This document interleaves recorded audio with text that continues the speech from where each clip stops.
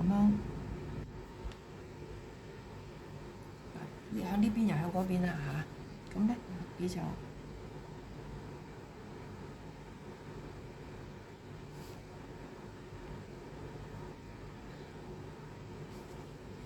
呢個頭頂啊，係啦頭頂，跟住咧喺大概中間嗰個位開出嚟，嚇，然後咧就嗰個嘴咧就唔好太尖，少少圓圓地，跟住就同呢一個好似平行線咁樣拉落嚟，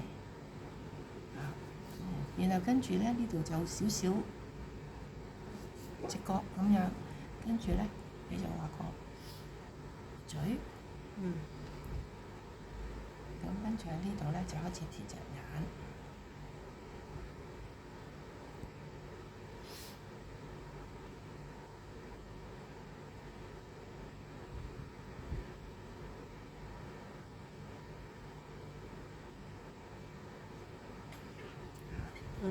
咁咧就翻去咧就練啦，練呢個係啦，兩點拉長啲或者睇下你想去個露幾多個頂出嚟啦，跟住咧